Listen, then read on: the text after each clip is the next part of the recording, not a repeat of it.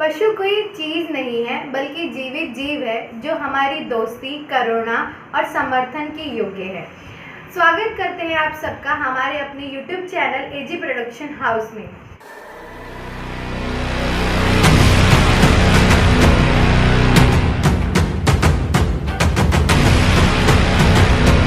मैं आपकी होस्ट नैना संतवानी आपको आज रूबरू कराना चाहती हूँ एक ऐसे व्यक्ति से जो कि एक एनिमल लवर है।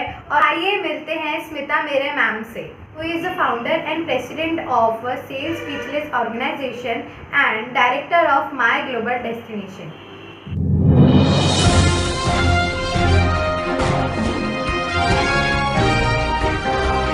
वेलकम मैम, आप अपने बारे में कुछ बताइए।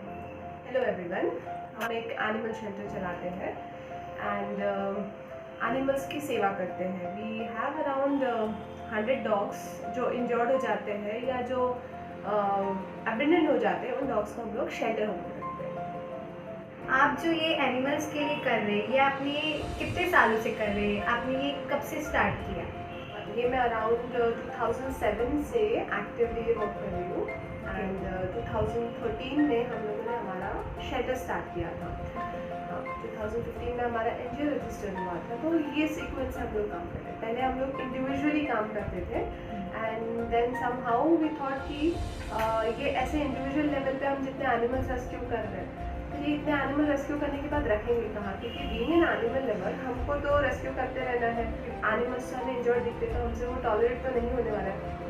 सो रखने के लिए कोई जगह नहीं रहती थी। सो देन आई थॉट कि कुछ इनको रखने के लिए एक जगह होनी चाहिए। ऐसे शेल्टर हमने नहीं प्लान किया था। तो हमने फिर वो एक जगह रेंट से लेके वहाँ कुछ हमारे रेस्क्यू किए हुए एनिमल्स वहाँ पे रखे। So there we started. अभी आपका करंटली शेल्टर कहाँ पर है? अभी हम लोगों का करंट शेल्टर होम काटो लगा के पास है। That is again a rented place. हम लोगों ने एक रेंट से प्लेस ले रखी थी एंड स्टार्टिंग में जैसे मैंने आपको बताया कि हमने बहुत सारे एनिमल्स रेस्क्यू किए। हमारे रेस्क्यू किए हुए कुछ एनिमल्स थे, हम लोग वहाँ रखते थे एंड देन वो धीरे धीरे जैसे आप अच्छा कुछ करने चाहते हो तो ईजिली पब्लिसिटी उसकी पब्लिकली वो स्प्रेड हो जाता है ना। तो धीरे धीरे पता चलने लग गया कि that there is some place जहाँ पे ऐसे एनिमल्स रखे जा रहे हैं। तो धीरे करते करते करते करते वहाँ पे पहले 10 थे, फिर 20 हुए, फिर 40 हुए, ऐसे रैपिडली वो बढ़ते गए। अभी कितने डॉग्स हैं वहाँ पे? अभी अराउंड 112 डॉग्स वहाँ पे हैं एंड उसमें अराउंड 30-40 डॉग्स जो हम लोग शेल्टर के अंदर रखते हैं जो इंजर्ड, जिनको स्पेशल केयर रखते हैं। शुरुआत में तो हम लोग लाइक हर एनिमल उठा के लाते थे, हर टाइप का डॉग उठा के लाते थे। डॉग हो गया, कैट हो गया, फिर समटाइम्स हमने डॉग के रेस्क्यू किया था, वो भी हमने वहाँ रखा था। बट एक टाइम के बाद, एक एक्सपीरियंस के बाद धीरे धीरे वो चीज़ें समझती गई कि हर एनिमल हम लोग एक जगह नहीं रह सकते। बिल्कुल जगह छोटी है एंड हमारे पास उतने रिसोर्सेज नहीं है क्योंकि कहीं से कोई स्पॉन्सरशिप तो आ नहीं रही है, कहीं से कोई डोनेशन तो आ नहीं रहा है। खुद ही कर रहे हैं, हम खुद कर रहे हैं ना, सेल्फ फंडिंगली वो चल रहा है। तो फिर उसके ऊपर रेस्ट्रिक्शंस हमने डालना चालू किया कि अभी यहाँ सिर्फ डॉग्स रखेंगे। फिर बाद में समझ में आया कि इतने सारे डॉग्स हो चुके हैं, then that should be a name, कि हम लोग जो काम कर रहे हैं उसको एक नाम देना चाहिए। इसलिए फिर सेव स्पीचलेस ऑर्गेनाइजेशन को हमने रजिस्टर किया एंड वहाँ से वो स्टार्ट हो गया। एंड फिर कुछ टाइम के बाद उसको और रेस्ट्रिक्शंस के तौर पे कि अभी इतने डॉग्स बढ़ रहे हैं, हमारे पास उतनी जगह अवेलेबल नहीं है और सर्वेंट्स नहीं होते, ये काम करने के लिए कोई आता नहीं है। वॉलंटियर्स भी उनके कन्वीनियंस से ही आ पाएंगे क्योंकि उन्हें भी जॉब रहता है, कॉलेज होता है, पढ़ाई होती है, बहुत से रेस्ट्रिक्शंस होते हैं। So it is not possible कि वो आए और वो करे। इसलिए फिर हमने अभी उसको स्पेसिफिकली पैरालाइज्ड डॉग्स के लिए ही रखा है, या जो हैंडीकैप है उनके लिए अभी वो शेल्टर चल रहा है। और वहाँ का शेल्टर का वर्क कैसे चलता है? मतलब आप सब कुछ मैनेज कैसे करते हैं वहाँ पे? स्टार्टिंग में देखो, हम जैसे स्टार्टिंग जब चीज़ें अपनी होती है ना, बच्चा अपना होता है तो हमें खुद को रेस करना होता है ना। वो खेलने के लिए कोई भले ही ले ले, बट वो रोता है तो हमारे पास दिया जाता है। सो उस टाइप से कुछ होता है कि ऐसे बहुत सारे लोग आते हैं मदद करने के लिए। अभी बहुत सारे लोग आते हैं, आप जैसे बहुत सारे वॉलंटियर्स वहाँ जुड़े हुए हैं। जब मुझे ज़रूरत पड़ती है तब आते हैं, but most of the time मुझे मॉर्निंग 3 घंटे वहाँ पे जाके काम करना पड़ता है। इवनिंग हम लोग 3-4 घंटे वहाँ पे स्पेंड करते हैं।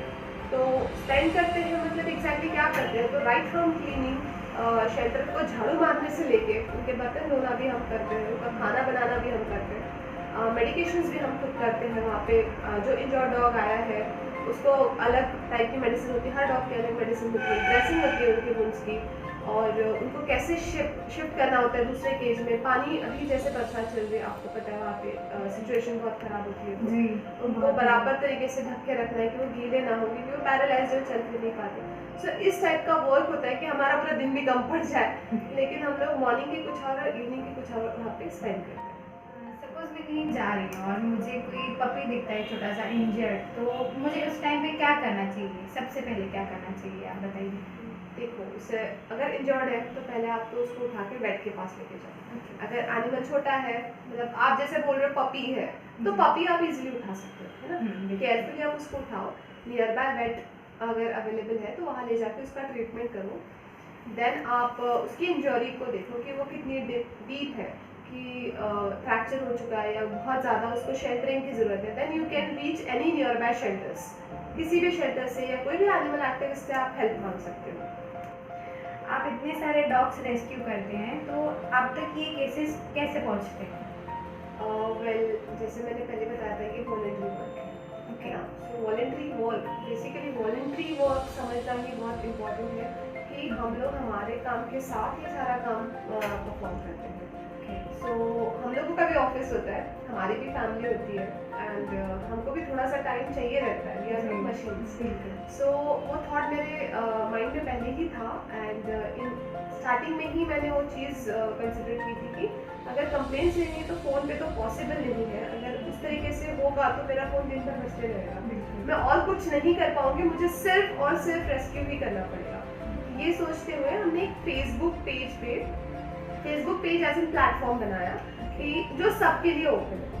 तो कोई भी केस हो, किसी से भी रिलेटेड हो, कोई भी एनिमल से रिलेटेड हो, कोई भी क्वेरीज हो, रेस्क्यू के लिए, हेल्प के लिए कोई क्वेश्चन हो, तो वो हमारे फेसबुक पेज पे जाके मैसेज कर सकता है, इनबॉक्स कर सकते हैं। सेव स्पीचलेस ऑर्गेनाइजेशन के नाम से एक फेसबुक पेज बना हुआ है, वहाँ जाके आप अपनी कंप्लेंट फाइल कर सकते हैं। एंड अभी तो ये मैंडेटरी है कि आपको ये कंप्लेंट फाइल करनी है, क्योंकि कई बार स्टार्टिंग में ऐसा हुआ कि हमने जब कहा कि आप हमें डिटेल्स दीजिए, केस वहाँ पे अवेलेबल ही नहीं होती थी।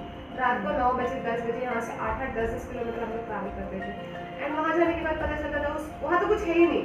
वो ज़बरदस्ती किसी ने कॉल करके हमें बुला लिया, तो वो चीज़ अवॉइड करने के लिए हमने वो फेसबुक कंपलसरी किया है कि आपको वहीं पे जाके आपको केस फाइल करनी है। उसमें आपको अपना नाम डालना है, आपका कॉन्टैक्ट नंबर डालना है, जो इंजरी है या जिस बारे में आपको पूछना है वो आपका, उसका एक फ़ोटो वीडियो आपको पोस्ट करना है। एंड उसका एक्सेस कुछ वॉलंटियर्स के पास दिया हुआ है और वो अवेलेबल होते हैं, उनको एक टाइम लिमिट्स के हिसाब से दिया हुआ है, तो विदिन 10 मिनट्स एनी हाउ उनको रिप्लाई मिल जाता है। अगर वो केस में हैंडल कर सकती हूँ या मेरी टीम हैंडल कर सकती है तो हम लोग उनको प्रॉपर गाइडेंस देते हैं। इन केस अगर वो चीज़ हमारे अवेलेबिलिटी सोर्सेज के बाहर है या हमारे हाथ के बाहर है, तो हम उनको स्ट्रेट फॉरवर्ड वैसे ही मना कर देते हैं, सो दैट वो कहीं और हेल्प ढूंढेंगे, वो डिपेंडेंट नहीं रहेंगे। ये अच्छा। एंड शेल्टर पे आप डॉग्स को कैसे ट्रीट करते हैं? देखिए, शेल्टर पे ना अलग अलग टाइप के केसेस आते हैं। कोई केस आता है कि किसी का एक्सीडेंट चला दिया है, कोई आता है किसी के ऊपर गाड़ी चढ़ा दी है, उसके पैर फ्रैक्चर हो गए, किसी को, जैसे आपने 1-2 केसेस देखे होंगे, एक में वो एक में फटाके से उसका आँख इंटेंशनली हार्म कर दिया था, उसके आँखें, दोनों आँखें चली गई है। सो ऐसे अलग अलग डॉग्स आते हैं, अलग अलग केसेस आते हैं। तो मोस्ट ऑफ द टाइम अगर बहुत ही ज़्यादा ज़रूरत है तो हम लोग वॉलंटियर के कुछ पोस्टर होम करके हमें कुछ हेल्प करते हैं, कुछ वॉलंटियर्स जो शेल्टर नहीं आ सकते, तो उनके घर में रख के कुछ दिन उनका ट्रीटमेंट करके फिर शेल्टर शिफ्ट करते हैं। और अगर शेल्टर में हो तो फिर हम लेके जाते हैं, उनको सेग्रीगेट करते हैं, एंड वहाँ डॉक्टर्स आते हैं और उनकी ट्रीटमेंट करते हैं, हम लोग उनका ध्यान रखते हैं। मैम, डॉग्स को रेस्क्यू करते वक्त आपको कौन कौन सी प्रॉब्लम्स फेस करनी पड़ती है? रेस्क्यू करते वक्त तो बहुत सारे इश्यूज आते हैं। रेस्क्यू का कोई टाइमिंग नहीं होता है, एक्सीडेंट कभी भी होते हैं, इश्यूज कभी भी आते हैं। सो फर्स्ट ऑफ ऑल वहाँ मैं जहाँ रहती हूँ मुझे हर जगह जाना पॉसिबल नहीं है, then again we have a team. अब हर टीम का अभी जो कोविड वाला सिचुएशन चल रहा है, किसी के घर के आजू बाजू में कंटेनमेंट जोन आ जाता है, वो निकल ही नहीं पाते हैं। तो ऐसे करते करते हमारी टीम अभी छोटी हो चुकी है, Okay. अराउंड 3-4 लोग ही हम लोग हैं जो एक्टिवली वर्क कर रहे हैं। सो हर जगह पहुंचना पॉसिबल नहीं है, तो फ़ोन करके पहले हेल्प अरेंज करना, वहाँ तक किसी को भेजना।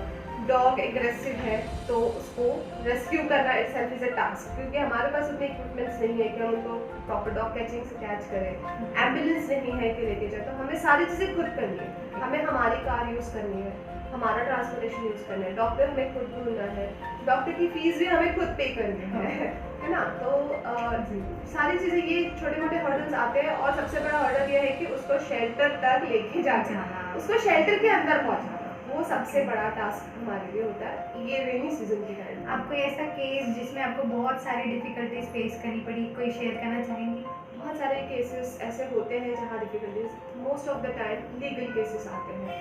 जब क्रुएल्टी वाली केसेस अराइज होती है ना, तो लाइक आप लास्ट टाइम आए थे तो एक लेडी ने कुछ बच्चे जला दिए थे, सो वो क्रुएल्टी केसेस होते हैं। देन अगेन सोसाइटी को अवेयर करने के लिए आप किस तरीके की इनिशिएटिव करते हैं? देखो, केसेस बहुत सारे होते हैं, कुछ अभी हेल्दी डॉग्स बहुत होते हैं। आप देखते हो कि लोग ब्रीड की तरफ ज़्यादा फोकस करते हैं, लोगों को खरीद के लाने में बड़ा मजा आता है। सो लैब्राडोर हो गया, जर्मन शेफर्ड हो गया, तो ये चीज़ें वो लोग ला तो लेते हैं। तो हमारा फर्स्ट इनिशिएटिव एक्चुअली वही था कि आप पहले सोचिए, आप अपने घर में डिस्कस करिए, आप अपने घर का साइज़ पहले देख लीजिए कि अगर आप फ्लैट में रह रहे हो, तो अगर आप फ्लैट में रह रहे हो और आपका घर छोटा है, आपके घर में मेंबर्स ज़्यादा है, तो डेफिनेटली आप ग्रेट डेन या जर्मन शेफर्ड नहीं पाल सकते हो, रॉटवीलर आप नहीं पाल सकते, क्योंकि उनको एक स्पेस चाहिए होती है खेलने के लिए, राइट। और वो थोड़े से एग्रेसिव टाइप के ब्रीड होते हैं, अगर आपने उनको अच्छे से रेज नहीं किया तो एक टाइम फिर ऐसा आ जाएगा कि फिर वो आपके ऊपर ही एग्रेशन शो करेंगे, काटेंगे या बहुत फिनिशियस हो जाएंगे। सो हमारा फर्स्ट इनिशिएटिव वहाँ था कि लोगों को अवेयर करना कि don't go for the breed. अगर आप रियल में एनिमल लवर हो तो आप स्ट्रे डॉग्स को अडॉप्ट करिए। सेकेंड, हमने देखा था कि बहुत सारे पपीज रास्ते में मिलते हैं। अब अगर मैं ऐसे कलेक्ट करने जाऊँ तो there are more than 1 lakh dogs in Nagpur, तो सारे डॉग्स तो मैं नहीं रख पाऊंगी, है ना। तो हम लोगों का वहाँ पर एक सेकेंड इनिशिएटिव ये रहता था कि पपी अडॉप्शन कैंप। तो हम लोग हर साल 1 जनवरी को शेल्टर में ही पपी अडॉप्शन कैंप करते हैं। दैट टाइम हम लोग देख लेते हैं कि कौन सी सोसाइटी में कितने डॉग्स पपीज़ अवेलेबल है, तो उसमें से कुछ अच्छे हेल्दी पपीज़ अडॉप्शन के लिए रहते हैं। बहुत सारे लोग अडॉप्ट भी करते हैं। अब अडॉप्शन कैंप के बाद में भी कुछ इश्यूज हमारे लिए आए कि कुछ 6 महीने पालने के बाद हमने जैसे कि अभी हमें नहीं रखना है, हमें बाहर ले, हम हमारी ट्रांसफ़र हो गई है तो हम जा रहे हैं, हम डॉग लेके नहीं जा सकते। घर में ग्रैंड पेरेंट्स हैं, उनको प्रॉब्लम हो रही है तो हम नहीं रख सकते हैं। कोई अपने बच्चों को खेलने के लिए लेके जाता है, देन पेरेंट्स सेड कि वो बच्चे तो नहीं मैनेज कर पा रहे हैं और सब हमको करना पड़ता है, वी आर वर्किंग पीपल, तो हम नहीं रख सकते। जबकि ये चीज़ हमें पहले सोचनी चाहिए, जब आप पपी उठा रहे हो तब आपने सोचना चाहिए था कि हमारे घर में ऑलरेडी इतने इशूज़ है, एंड बच्चे तो कोई टॉयज तो है नहीं कि आप लेके गए खेलने के लिए 2-4 दिन रखिए एंड देन सेम कि अभी हमारा ओनर मना कर रहा है या अभी हमारे फ्लैट वाले मना कर रहे हैं। So once that puppy or any dog enters to your house, he becomes your family member. तो जैसे हमारे बच्चे होते हैं वैसे ही वो है। अब अगर उसको लेके अगर हर्डल्स कहीं क्रिएट हो रहे हैं सोसाइटी में, तो वो हमारा काम है कि उसको सॉल्व करें, ना कि डॉग के ऊपर गिव अप करें। सो वो एक बहुत बुरा फेज हम लोगों को फेस करना पड़ता है। तो उसके लिए हम लोगों ने हमारे फिर अडॉप्शन प्रोसीजर स्ट्रॉन्ग कर दी कि आप इस तरीके से नहीं ले सकते, तो हम फिर हाउस चेक करना एंड उनकी पूरे डिटेल्स करना, लीगल पेपर स्टडी करना, ये सारी चीज़ों के थ्रू ही हम अडॉप्शन के लिए देते हैं। आप एक बार पपी लेके चले गए घर में, 6 महीने उसको पालने के बाद, साल भर पालने के बाद, वो उसके लिए तो फैमिली आप हो, उसने आपके अलावा तो कोई और फैमिली देखी नहीं है। उसने ये नहीं देखा है कि मेरे सिबलिंग्स थे, मैं उनके साथ रोड पे खेलता था, या मुझे इस तरीके से खुद को प्रोटेक्ट करना है, मुझे यहाँ जाके खाना ढूंढना है, या मुझे ऐसे फाइट करके खुद को डिफेंड करना है। ये चीज़ें उसको नहीं पता रहती। आप एकदम से उसको अबेंडन कर दोगे रोड पे, तो वो कैसे सर्वाइव करेगा? अल्टीमेटली वो बहुत बुरे हाल में मर जाए। सो इन चीज़ों को रोकने के लिए हमारा एक इनिशिएटिव चलता रहता है throughout the year. Then एक रेडियम बेल्ट का इनिशिएटिव हमने किया था कि एक्सीडेंट्स रोकने चाहिए। Human and animal both life are important. जानवरों से भी इंसानों की जान चाहिए, इंसानों की जैसे जानवरों की जान जाए, वो दोनों ही लेवल पे पॉसिबल नहीं है, सही नहीं है एक्चुअली।